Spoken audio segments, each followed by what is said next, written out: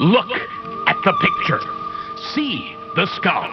Visible Frankenstein controls. The Brain Thoughts broadcasting radio. The Frankenstein earphone radio. The latest new skull reforming to contain all Frankenstein controls. Frankenstein Control is brought to you by old-fashioned markers. Remember the good old days when one whiff of an unregulated American marker was enough to get you all the way through detention? Now your child, too, can know the brain-pitting toxic euphoria of highlighter huffing. We're bringing the harsh chemicals back because Steve Bannon said we could.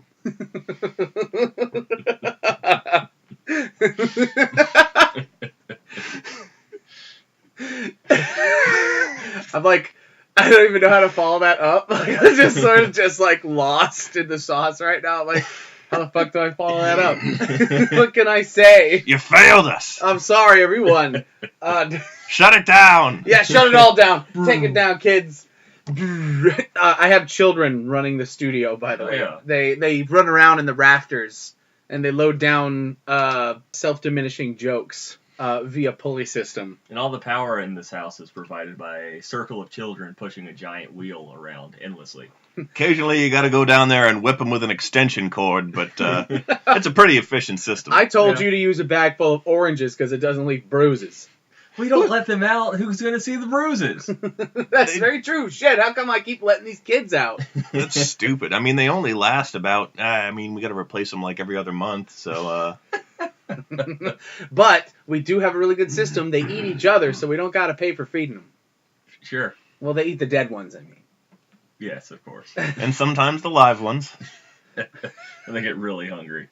Welcome to Frankenstein Control, where we talk about child carrion. Mm-hmm. Child cannibalism. And markers, sponsored by Steve Bannon. Today's episode of Frankenstein Control, sponsored by Steve Bannon. We're sending him the bill. We're just going to mail him the bill. You owe us, Bannon! We used your likeness.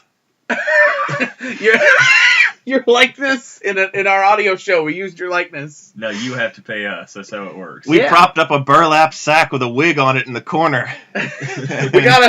We went dumpster diving in the local grocery store, got all the abandoned deli meats, and just stacked them into a pile, and then put... dressed it with thrift store clothes. dressed it with thrift store clothes, and then put the decomposing scalp of Philip Seymour Hoffman on top of it, and boom, we got Steve Bannon here in the studio today. Thank you guys. It's an honor to be here. So, Steve, how does it feel being from the moon? Well, it's a pretty genetically pure place. That's why I want to remake the Earth in its image. Well, it is white. The moon is white. You're damn right. Oh, look, here comes Alex Jones from... Wow, he's really far away, but you can still hear him. He's really fast. And really red. Well, he's red because he's so fast. And screaming constantly, just without ever breathing. I don't know how he does it. In the live-action Sonic the Hedgehog movie. He'll play Knuckles? Yeah. Soon to be brought to you by acclaimed director M. Night Shyamalan. Now that's a twist I can get behind.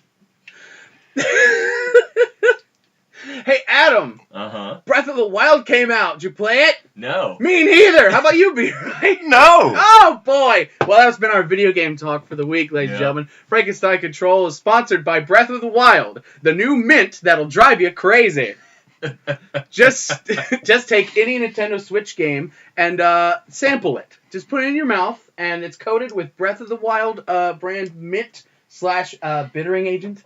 Breath of the Wild smells like twigs and, rotting foliage.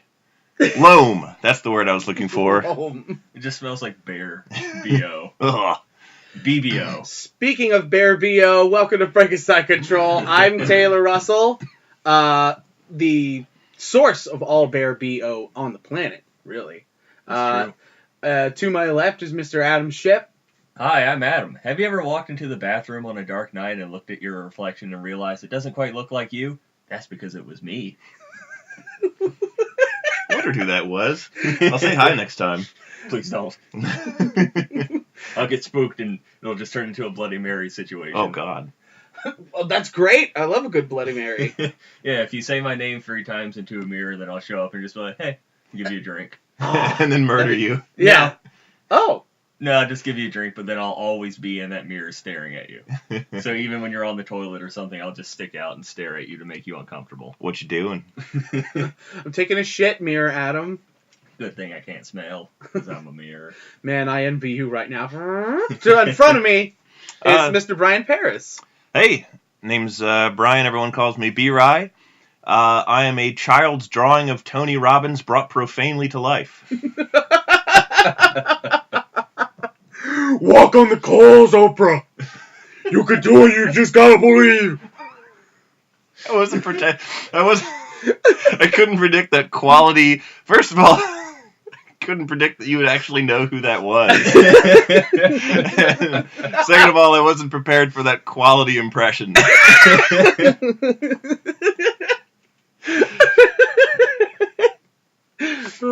He's actually a stand-up guy, from what I hear. Of course. Most people are. He made John Hodgman do some weird exercise that actually calmed him down a lot. Really? They ran into each other on set somewhere. I forget where. Did they run into each other because Alex Jones went and caught one of them? In a clothesline. Yeah, clotheslined him into the other. Tony Robbins, the engine of positivity that he is actually tasked by the government with running down, tranquilizing, and recapturing Alex Jones whenever he goes on a bender and whenever he escapes his confinement. He must be kept in a magnetized fusion chamber at all times. He's basically a plasma. Is Alex Jones an SCP? Yeah, I was actually going to make that joke. SCP-6969J. Is a red-faced man, apparently an evolutionary throwback of some kind, who has all of the hemoglobin in his body is carried in his skin.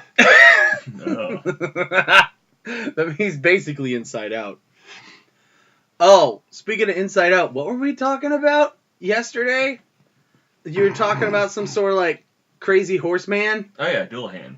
Oh yeah, Doulahan. Yeah, the Doulahan. Yeah, everyone. The popular depiction of it now is just the headless horseman kind of character, where you have a normal horse and a guy that's riding it, and the guy has no head.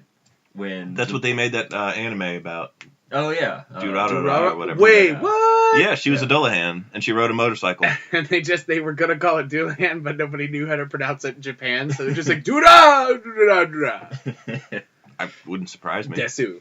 But the traditional depiction of a Doulahan is more of a rider that is fused into the back of a horse. Yeah. The horse has no head. The rider has no head. And they also have no flesh at all. Yeah. And really long arms. They're really fucking terrifying. Yep. It's like a centaur from hell. Celtic myths, they didn't fuck around. Nope. Not the stuff of children's tales. Yeah, everyone hears fairies and thinks of little cute girls in dresses with wands and wings flying around. When really fairy means a whole shit ton of creepy stuff that will kill you and do worse things to you. That actively hate mankind and want to bring about your destruction. Yeah, fairies are awful. They're just terrible people.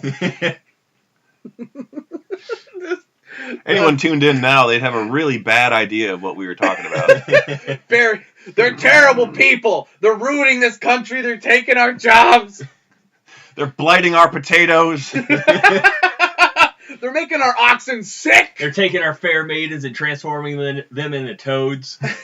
They're making warts grow on our mothers' noses. They're making various kinds of lichen grow on your granddad's toe. Grandfather Moss. Grandfather Moss sounds like a really cool guy, though. I gotta say, be like you go out in the forest and you look for Grandfather Moss. He'll tell you he'll tell you a cool story or two. Yeah, he's a little short man with a mushroom cap on his head. Grandfather Moss was an eldritch and wizened figure from Celtic folklore. Children could follow the green path and find him deep within the woods to hear a secret racist joke. Either that, or it's just the 30-year anniversary of IT Crowd, and it's like, hello, I'm Grandfather Moss. I'm back and in style again. A lot of my coworkers like that show a lot. Oh, man. Segue time. So, in the hallway leading to the bathroom at my office space, right across from it is the entrance to the gym, because there's a gym in our office place. You got one of them newfangled awesome how offices. big of a gym? Not a huge gym, but, like, bigger than our living room, kind of big. Uh-huh. Like, I think about, like, living room plus the area that's, like, almost kitchen, but not. Yeah. I wasn't paying attention, so there's an obscenely large man named Jim who yes. His name lives was in the Jim hall. Cummings, and he's like, Darkwing Duck! No, we got a gym across the hallway from our bathroom, and I had a moment that I thought I would never have to experience again, where I'm walking down the hallway, and I nearly pass out dead because the smell of Axe body spray was just permeating the entire hallway. And it had been so long since I was in middle school that I had forgotten what that shit smells like. It's basically bear mace that you spray in your pits! Which would actually help for that bear BO that we were talking about earlier. Yeah. But, why? Who does... I didn't know they still sold that shit, frankly. Someone was getting their lift on, yay! Oh, God. It was awful. That shit is noxious. Gee, Who finds that shit? Like, what lady is like, oh, yeah. It's not about that. It's about that's the marketing tactic used to sell it to teenage boys. And that's all it has to be. Just And its principal use, in my experience, is as a flamethrower. You know, my whole life I've never done that. I've never done, like, the spray with the fire. The bad kid in class never did that when the teacher was out, or when the teacher was still in. Well, I mean, I've never done it. Our chemistry teacher did it once. Oh. He's like... Sanctioned by the teacher. Yeah. Well, he was just like that. And he's like, now I got your attention. Let's talk about ohms. Or molecules. I don't fucking know. I failed chemistry real hard. Oh, yeah. I never got above a D in chemistry. I just, it was fucking, okay. I was doing good in chemistry until we got to atoms. Not atom, but atoms. Still, though, I was there. And also you were very... in the mirror. Yes.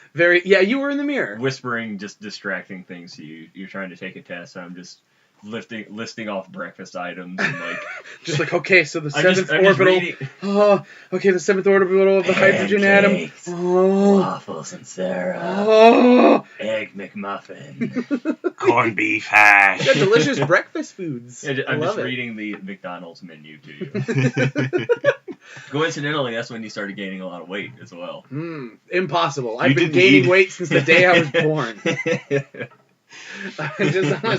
I'm just on a roller coaster of gaining weight and then gaining less weight. There's no losing. Stagger around, gain weight.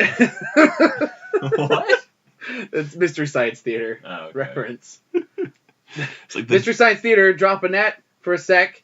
Any fans who want to watch a great show that does better comedy than us, fucking watch Mystery Science Theater 3000. Keep the tapes circulating, folks. It's a good time. You'll like it. A lot of it's available for free on YouTube, although saying that will probably get them all taken down. No. Shout Factory actually puts up official Mystery Science Theater episodes with annotations and everything. That's rad as hell. Yeah, man. It's called MST3K Official. And that's where I love scoping episodes the best. I mean, the show is like 25 years old. Mm-hmm. Yeah. Well, it's mostly just because there's no real, room anymore on TV for hour and a half to 2 hour time slots. Yeah. And These damn millennials don't have the attention span for it. Well... How are we to market them watches and cars and things they can't afford? And then also it's a licensing nightmare. Yeah. Just like, I couldn't imagine, especially now, in the contemporary world of property licensing, I've hired... I was going to go into a skit, and then my mind completely drew a blank. Adam, edit out this, Edit me out of this episode. Done. There is an episode in the early series called Catalina Caper. When they did that episode, they had the rights to use that movie. And then, 5 years later, someone else bought the rights, and now they don't have the permission to do it. So, like, you'll never see that episode on any DVD or Netflix that it's going to make money. Wow. The only way you can see it is because people pass the tapes around. So that's why they always say, like, dude, I think, like, the production crew themselves, like, in the show, were, like, keep circulating the tapes. Yeah. So, like, even back then, they were advocating piracy. Yep. Not that we at Frankenstein Control do not advocate piracy, except when it's, to get fucking Mystery Science Theater episode, because it's really good. It's a good show. We do not advocate the cool crime of piracy. Remember, kids, when you download music off the internet, everyone becomes your friend. Everyone. You become the cool kid. Now that you have the new Limp Bizkit single. Yeah! Pirate the music! Oh, yeah! Keep pirating! Never do that again. Yeah! Especially if you're scaring my wife and children. Well, I always scare your wife and children. They're like 3 inches tall, and I look like Godzilla to them. They're made out of cardboard and thimbles. They're easy to scare. The puppet family that lives on our walls like some sort of Miyazaki film. I Dream of Adam is what it's called. It's the Miyazaki film about you and your puppet family that live on our walls. And Adam Puppet no Densetsu.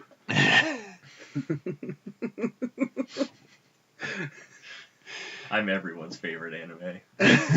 They'll probably like portmanteau it and be like Adam Monogatari. Never mind. Fuck it. Just move on. You're the biggest weeb here. I'm sorry, guys. Both literally and figuratively. Oh, I get it. A fat joke. I see how it fucking is. I'm out of here.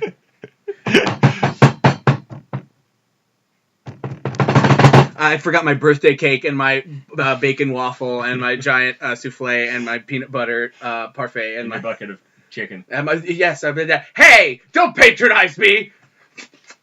Don't you fucking break I thought your car had audibly groaned again when you got in. What? When I got in? When you got in the car, you're just so heavy the car goes like, oh, God! I'm like, but the car's not in the office, B.R.I. And B.R.I. just gave me this look like, just yes and me, you idiot. This is an improvisational nightmare. My eyebrows are too fat. I couldn't see the joke coming. Could you imagine having, like, fat eyebrows? I've seen a picture of that. Oh, God. Like, oh, man! Yeah, the woman who's so fat that, like, her forehead is bulging out with meat. Ugh. I don't think that's meat. The caption is always like, how fat do you have to get before your body decides your forehead is a good place to put your fat? That just reminds me of the time that at the Kroger in Richmond, I saw that guy who was fat in a way I'd never seen a human being be fat before. I think B.R.I. remembers this guy. I think I do. Okay, so I'm at the Kroger, and I'm just shopping around. I think B.R.I. was with me, but I don't know. I usually was. And we were on our way out of the store, and walking into the store was this man, completely bald, so we could see in full effect what the fuck was going on. Or rather, what the fuck was going on.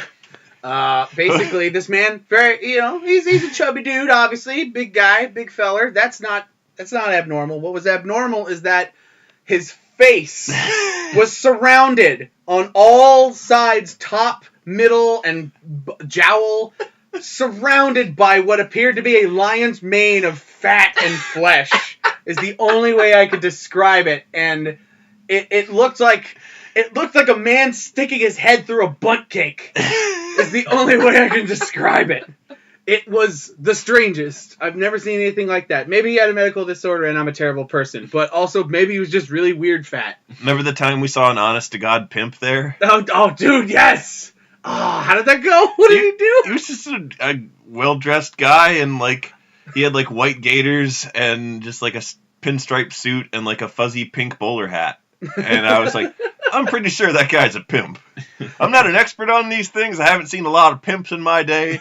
But if any of the human beings I have seen in my entire lifetime has been a pimp, it's that guy.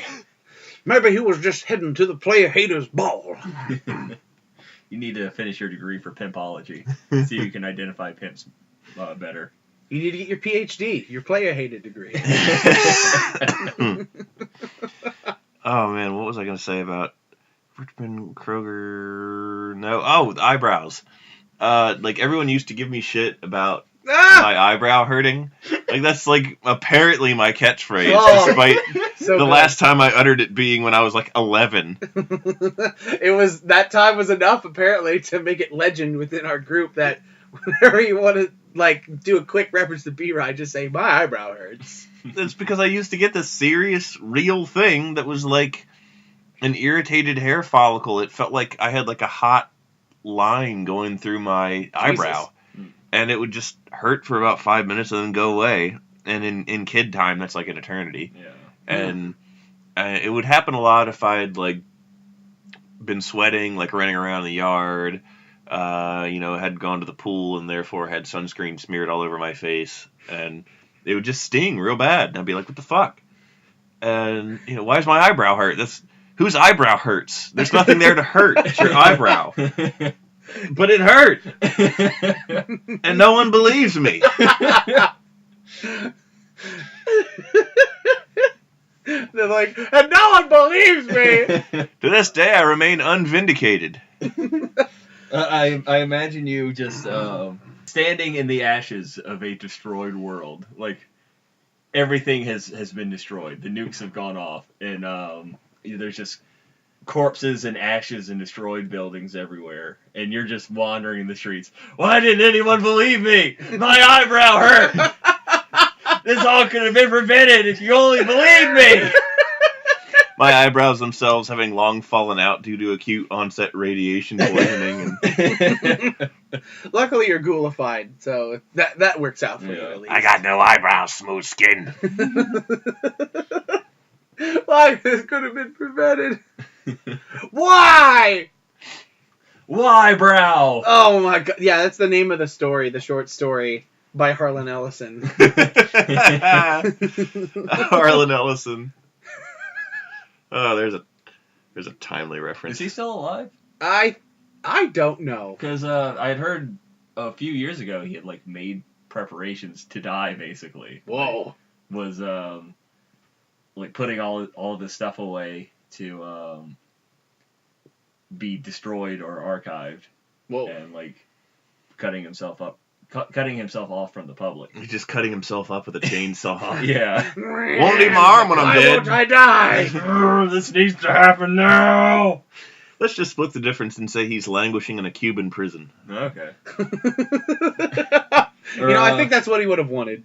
Or maybe he got trapped by a malicious artificial intelligence and turned into a little slug creature that can't ever hurt itself. He has no mouth, and he must die. Man, you think at least the machine could have been nice enough to turn him into the ape with the huge dick.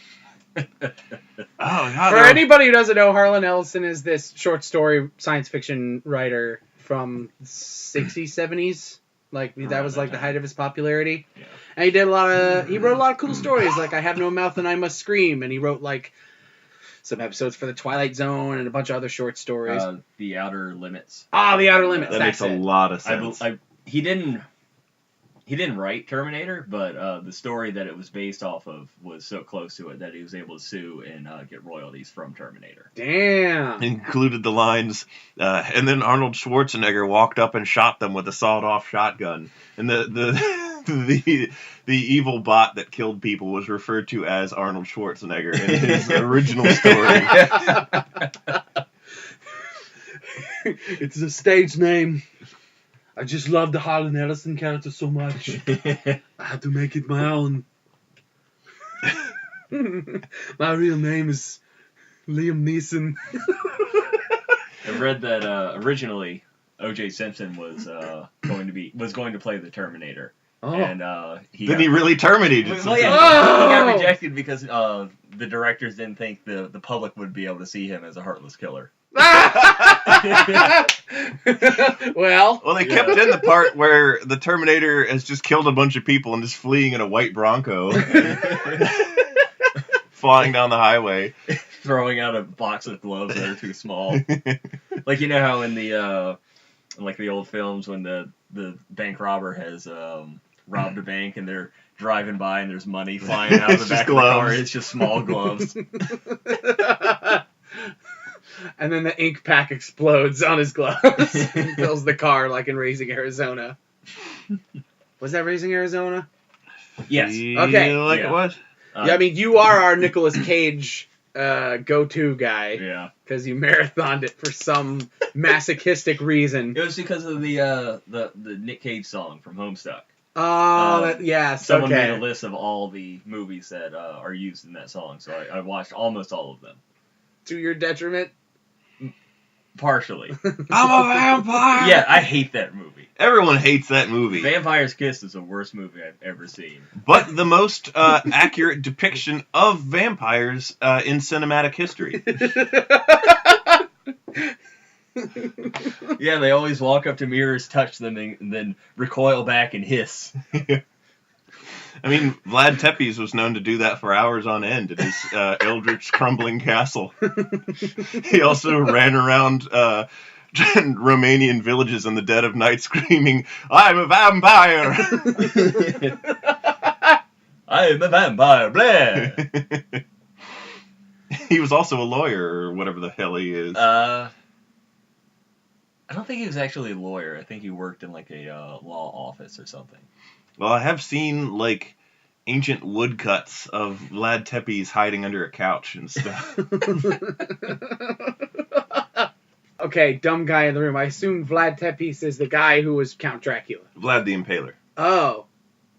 Okay. The Romanian, or the warrior prince of Wallachia? Who the fuck knows? Wakalakadakia? Yeah, we'll call it that. Waka Flocka Flamia. He fought against, in Romania and Transylvania, he's actually a huge national hero. And it's only in the rest of the world where he's thought of as this huge, villainous, borderline serial killer kind of guy.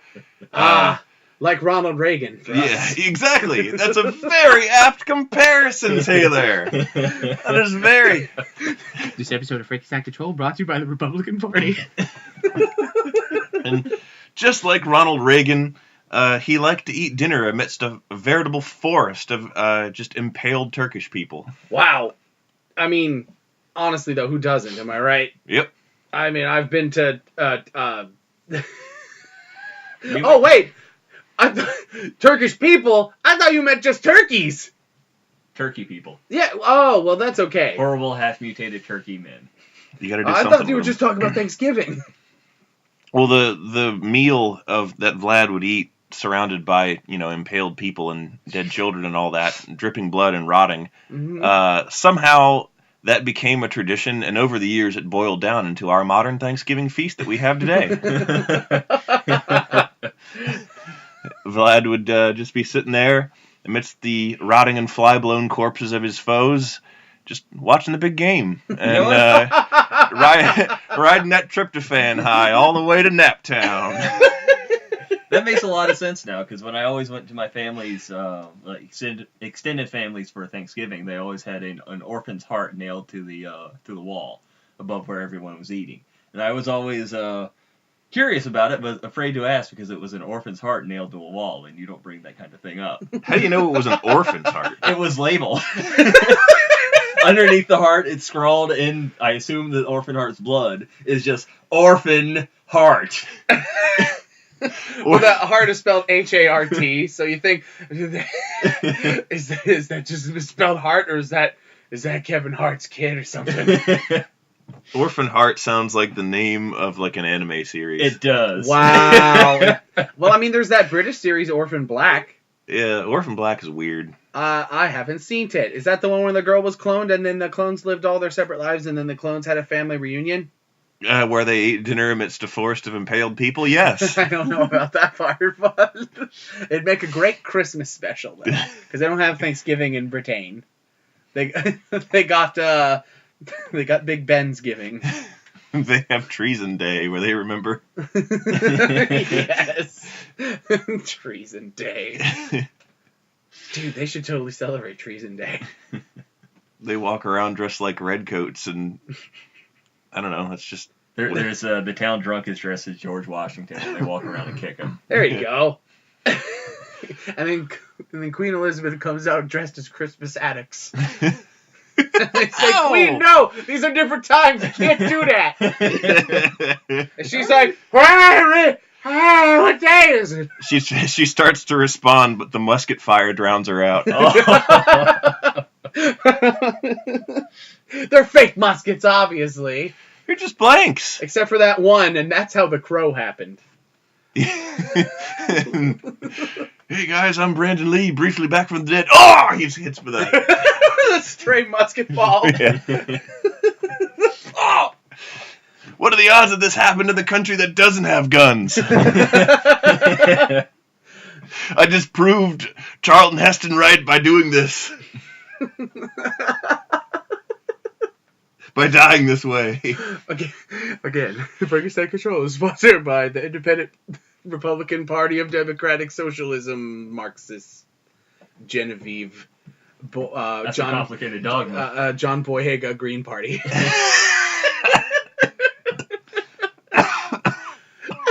And Knuckles. And Knuckles. Knuckles the Hedgehog, a.k.a. Alex Oh, here Jones. it goes! And there he goes. You know, Alex Jones smells like Axe body spray. You know, I noticed that. Oh, God, I'm getting kind of lightheaded. Is somebody light a match real quick? Oh, man. I think you could be counted as, like, a domestic terrorist if you bring a match within 20 feet of a middle school locker room. Yeah. Oh, yeah, for sure. Did I ever tell you? Go up. Did I ever tell you about the time when I was in middle school and we went through, me and like two other guys, one of whom is now serving a life sentence in jail. Whoa! Okay. Because he couldn't stop robbing convenience stores. Just couldn't stop. Just couldn't stop doing it. Once you do one, you just got to keep going. It's like potato chips. But once you rob, the fun don't bob. That's a great rhyme scheme. Thank you. I worked on it all day. Now the fun will never stop. No, but we like crawled into the storm drain sewers underneath our town and lit fires down there. Oh. And then one of my buddies threw the lighter into the fire, and then me and, surprisingly enough, it was not the guy who's in jail now. He and I were like, oh shit, you don't do that. And we ran away, and I like hit my back on a rusted corrugated metal sheet. Ow. And it like cut me through my clothes, but it was my clothes that cut me, if that makes sense. Yeah. It was like the impact. So okay. I didn't need a tetanus shot. You didn't get tetanused. And we just heard this thunderous explosion behind us, and we went back there, and his face was blackened like a cartoon character, and he was just, his hair was blown back, and he was just laughing his ass off. That's because seconds before he thought he was going to die, so now he's filled with the enervating joy of knowing that he didn't die. Yep. And he went home and had the best dinner he ever had. Surrounded by impaled people. He was from Eastern Europe.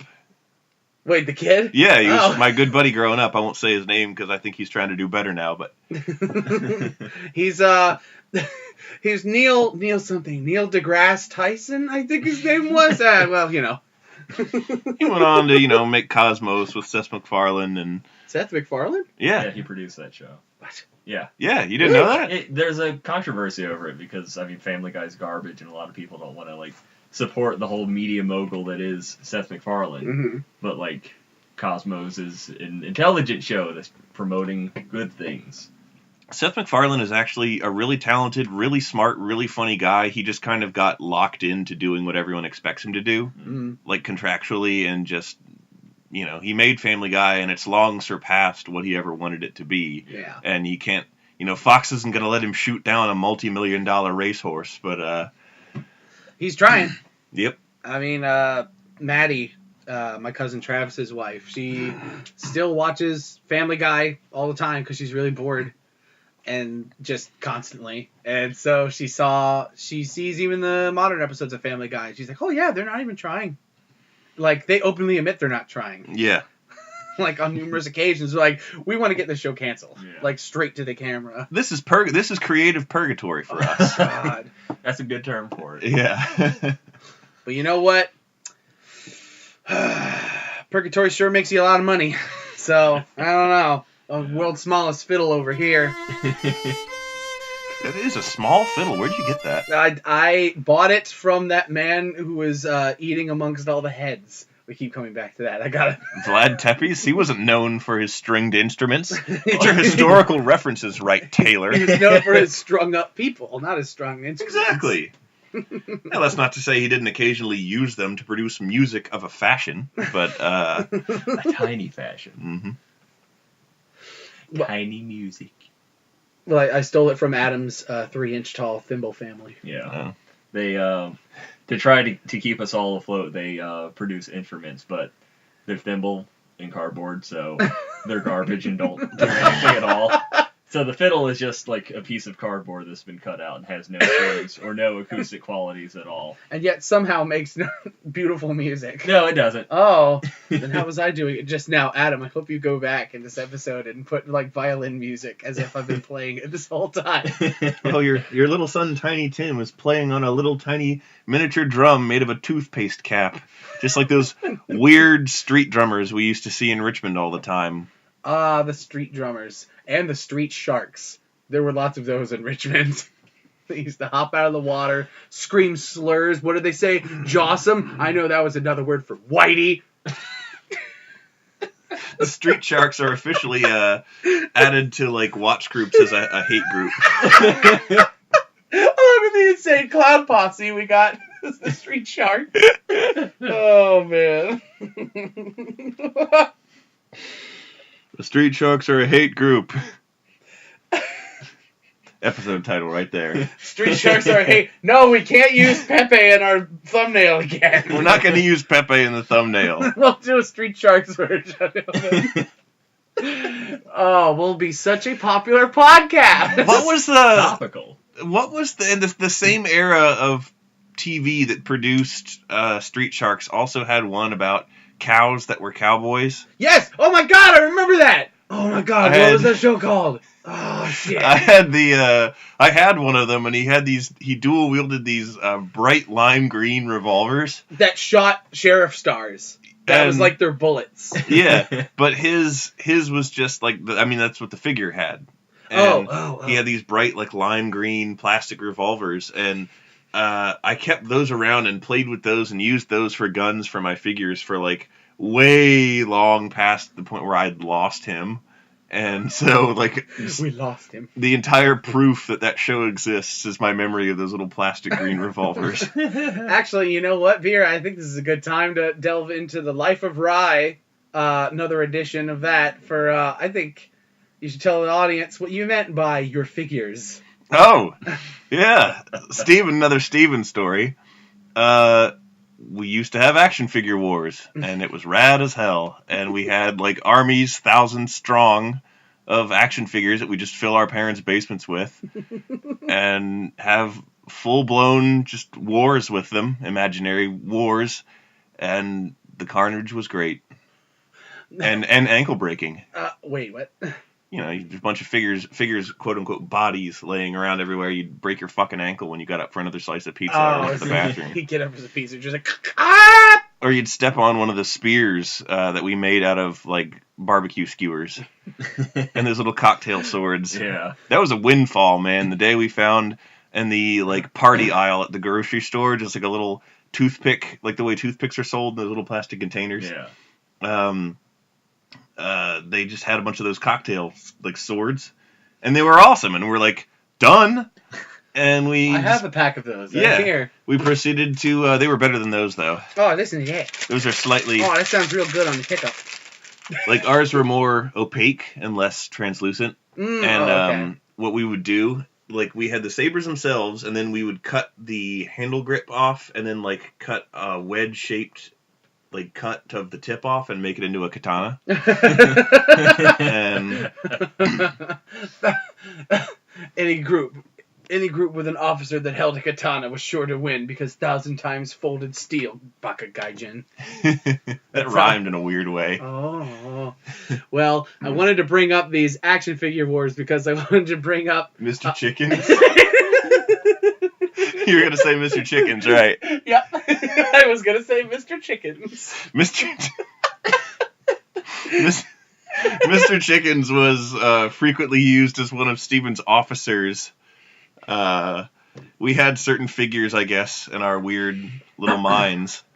That were like more important than the other figures, and they served as like officers in the little made up armies we had. And Mr. Chickens was a figure of a female character, no less, from the movie Chicken Run.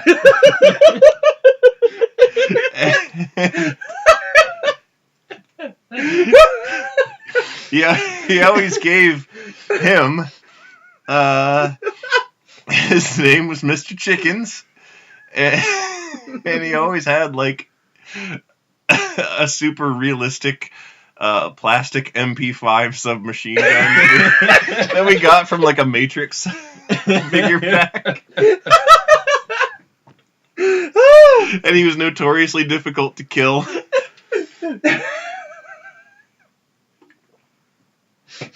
By no rules. By just the fucking rules we made up as we went. The Calvin Ball-esque rules. Yeah, of Figure Wars.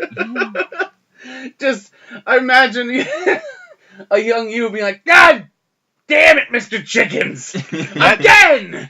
And Steven's just like, I know, he's unstoppable! Meanwhile, just like fucking Edwina or some shit, I don't fucking know, with an MP5, just like, ah! Just that Wallace and Gromit ass fucking like, face. Yeah.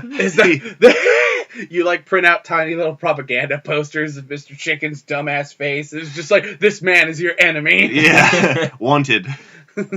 When you drive alone, you drive with Mr. Chicken.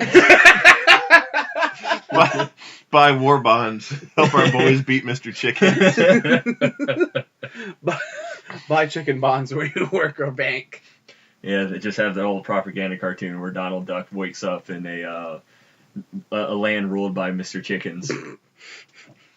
One of his other officers was an ape from... All I have to say is the word ape, and you two idiots lose it. It was an ape, I think, from like Ninja Turtles, like the really old series where they ran out of ideas and just started making animal mutants that never really made it onto the show. Yeah. They just sold the figures of them. And he was wearing like camouflage pants and a shirt, like a ripped army jacket or whatever. And like he had one hand that couldn't really hold a weapon. And so we had one of those like prop switchblades where like a magic trick switchblade, like from a shitty plastic magic kit from like when you're a kid, and you stab somebody and the blade just retracts on a spring into the handle, and that broke. So he just like took the blade of that and like using black electric tape, just taped it to the non-functioning arm, and he had this giant sword arm made of a broken plastic switchblade. Like a really shitty Edward Elric. Yeah. No, that's a very apt description. The Gorilla Munch version of... And his name was Jimmy Russell's. No. This was long before college and that meme. But, but he and Mr. Chickens committed many war crimes. Left many a young boy and girl fatherless. Yep. The war crimes of Mr. Chickens are unforgivable. Is it bad that we took like all the miniature figures like Yoda and stuff and pretended they were child soldiers? Oh my god, what? How the fuck? What are you saying? How old were you guys when you did this? It's like 11 to 13. Oh my god, I didn't even know about child soldiers until I was older. How the fuck did you? We've always known about dark shit. Okay. From all of the weird discount anime we bought in the dark, weird discount anime bin at the GameStop. They had Iron-Blooded Orphans in the discount bin when you were 11. Iron-Blooded Orphans didn't come out until like 2014 or something. Yeah. No, it was Bible Black we found. Oh, no. No. Oh, please tell the story about when Steven found Bible Black. Okay. The GameStop, or a game store, EB Games, I don't know. One of those early aughts era video game stores. In the days of Jinko jeans, when dinosaurs walked the earth and EB Games still existed. Yep. The one we went to at the mall had just like this wire bin of just like discount anime series. And a lot of times, they were really cheap, so a lot of times if we had extra money, we'd just pick one up to watch next time we were in the mood for hanging out. And we got that. I mean, that's how we got exposed to Excel Saga. That's how we got exposed to Gunslinger Girl. Just a lot of relatively pretty decent and cool shit that we found that way. So Steven calls me up one night, and he's like, "Hey, man, I just picked up Jack 2. Or, you know, he's like, "It's pretty sweet, man. And I also got us a new anime." And and like, see, the thing is that some of them had lost their original box art, so it would just be like a blank DVD case with the title written in Sharpie. Oh, God. And he's like, "Yeah, I got a new anime for us to watch. Sounds pretty cool. It's called Bible Black. Maybe it's about like Crusaders or something." And we're like, "Oh yeah, awesome. Yeah, that sounds great, man." He's like, "I'm putting it on right now." And like, you know, he had like a couple TVs in his room, so he'd be playing like N64 on one and just having anime going on the other one. And before this story goes any farther, I'd like to take this moment, let the folks at home take a quick second to look up Bible Black and what that is. Don't do it at work though. just It's hentai. a cold Google image search of that shit. And you use incognito mode, but yeah, Make sure your boss isn't behind you, unless he's into that sort of thing. and then you better find a new job. What if your job is an animator for a porn studio? What are you You're doing studying watching? up on the classics. What are you doing watching the competitor's wank tape? Yeah. Our competitor from 15 plus years ago. Yep. So anyway, now that our viewers are back, So Steven was like, "Yeah, I got a show called Bible Black, and you know we're gonna watch it next time we hang out. I'm putting it in right now." And so we're talking, and you know, conversation goes on, and he's like, "Oh, that's kind of weird." okay, so wait, he's watching this and also on the phone with you? Yeah. Oh, okay. And playing N64. And well, probably PlayStation at this point. The PS2 Triple tasking. The PS2 that we hid from his dad that he wasn't supposed to have, that we bought from some kid behind the school for cash. And no, we traded him a calculator for it. And he brought me along as muscle in case the kid tried anything. Steve, well, he's gonna try something. Well, you know what? The PS2 was probably hot, so Yep. you probably got yourself a lifted PS2. Yep, we did. But that was our PS2 for the longest time, and we had to be extremely careful with it because we were kids and couldn't afford a new one if we fucked it up, and we only got that one because we basically stole it.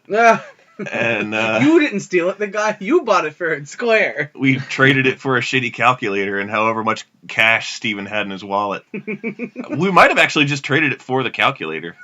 I don't know why he wanted a calculator. It was a TI-83. Texas Instruments' finest. Yeah, that shit is still like $70. Yeah. God damn it. Even though there are devices that every child on the planet has in their pocket right now that has a calculator that can do everything and more, plus the entire Library of Alexandria, plus the entire library of Wikipedia, plus several episodes of Bible Black, which Stephen was watching while on the phone with you when... Oh yeah, so he's like, "Oh, that's weird." And I'm like, "Well, what's up, man?" And he's like, "You know how every time we watch a series or whatever, the DVD shows you like previews of similar shows?" And we're like, "Yeah, we've found out about a couple new shows that way." And he's like, "This is all like weird porn, man." And I was like, "Ugh, that's weird." Oh, I should also take this time to mention that when he bought it, Steven, in order to like buy the M-rated games that we played, we had to have our parents with us because we were kids. And back in those days, graphic to us anyway meant violent. Mm-hmm. So the guy was like, "Ma'am, this DVD that your son wants to buy is really graphic." And she's like, "I trust my son. I know the kinds of things he likes. It's fine." I know he's into food, huh? No, ma'am, I don't think you do. This is really graphic. I've seen him play, bloody gladiator games and things like that. It's fine. He's played the God of War. Okay. And so then Steven's just like, Okay, starting. What the hell? Oh my god! Oh god! Oh, that doesn't go there! Oh, what the fuck? B-Rye, man, this is fucking porn! What did he do with it? Did he watch it all? He probably did. He's like, oh, it's porn! Oh, it's porn. But B-Rye, I'm gonna call you back. No. But I mean, I spent money on it. Yeah. Gotta get my money. And his general attitude towards it was not at all salacious. It was more like Hellacious. no, he kind of riff-tracked it. Oh, He that's just good. mocked the thing from start to finish, and the terrible, horrible voice acting they used in the English dub for that. Oh yeah, that's the thing that the like call me a dog and then like cluck like a chicken, and then the girl is like mid orgasm and like trying to do a chicken impersonation. Oh, that's where that comes from. Yeah. Really? Yeah, the Bible Black dub. Oh my god. If it came from anything, it would come from that, man. Is there like a name for that video that our people getting at home can search for to listen to that hilarious audio? Man, I don't know. Oh. It's from the deep web that Adam knows of. The deep web. It's from the Puppet Web. Puppets only. 18 plus. Is that like Farmers Only? Barely legal puppets. Ew. Don't talk about my puppet children like that. Whoa. But You prevert. your entire creation was barely legal, and I don't mean that in the sense of like consensual age for sex. I mean we broke a lot of laws bringing you into existence. Transportation of human tissue. Practicing Multiple counts of a violation of the EPA. Practicing medicine without a license. On puppets. Violated the Geneva Convention. Probably be tried at the Hague for some of the shit we've done. We even broke several laws of physics, actually. I mean, he's a talking puppet. Tell me how that explains anything. I don't obey the laws of thermodynamics. Oh my god, he's free. He's free of the laws that guide our universe. Oh, I'm on fire! Ah! I'm my own perpetual motion machine. Call our toll-free number now to order the new perpetual motion machine. The Atom. It's just me. It's just Adam. This is just me. This is one of them. You gotta be quick. $599 US. You could buy an enemy crab with that kind of money. But of the giant variety. How would you do massive damage to it? You would flip it on its side. Nah. Oh, You gotta do better than shit. that. You'd leave it out of the water until it died. B-Rye's scared of crabs. I don't like crab. And I'm from Maryland. That's basically blasphemy. Yeah, really. I hate them. Do you live here because you're not allowed to go back to Maryland for too long? I would say that I fled here to escape crabs. I'm a refugee. He's a Crabbian refugee. Yep. And I don't know, they're just horrible, godless arthropods, just big, jointy things that don't have any business being as large as they are, and they pinch you to boot. And they're mean. And they're mean. It was Timmy, he's mean. Timmy the Crab. I just imagine you playing Half-Life 2, and then like all the horrors of that game you're like, whatever. Oh, ultra violence. This is awesome. Oh shit, that guy blew that guy's head off. That's rad. Oh shit, I cut that dude in half. Oh fuck yeah. And then like all these horrors are going through, and then you finally see your first Strider, and you're just like, ah! Well, they look like daddy long legs. They just kind of look like, I don't know. They're gross, but they're not creepy. They're not crab gross. They're not crab gross. And honestly, like a giant crab would be terrifying, but less repulsive to me than the little ones are. I just don't like them scuttling on you and just. Oh, now you know. Now you share why like I'm semi-arachnophobic, and I'm more scared of the small ones than I am the big ones. Like, if people are like, "Yo, what if you saw like a big tarantula?" I'm just like, I'd walk away from it. Yeah. And, I would just, not. It's because they're big enough to where you know where they are. Yeah, You can hear them scuttling. Yeah. I wouldn't interface with it at all. But, like, with the small spiders, you look at it and you're like, oh, shit! And then you look for, like, a glass to put it in, and then you look back and it's gone. And then now you're up all night. Catch the new series on HBO that everyone's talking about, The Spider Pope. What?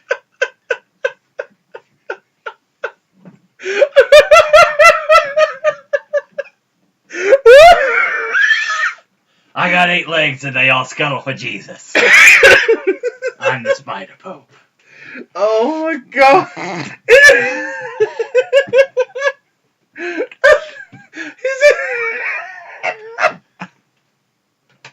I got nothing. I don't have anything to say. It's just funny. Just imagining like a Black Widow in like a Pope hat. It's really funny. It's just one of those like sort of pictures of the Pope where it's like the shoulders and hands of clearly a person with like the staff with the cross on it and everything, and just a big ugly bug head spider with like the mitre on top of that. Oh and my then god. Dramatic music plays while the Spider Pope struts purposefully down a hall, and like there's like nude women and gunfire and Italian people. So the Vatican. Yeah. Under Pope Francis Arachnophobus the 5th. Does Spider Pope go with the traditional Judeo-Christian God, or is there a spider god that he is the voice of? He was originally a thrall of Lolth of the Deep Underdark, but he entered the priesthood when he felt the calling of the Lord and Savior Jesus Christ. Okay. And the Pope Mobile is a Toyota Spider. Everybody, that's been Frankenstein Control. We'll see y'all next week, where our special guest, Alex Jones. Now even you know I am a menace. I hand you the secrets to save the entire human race and the entire universe.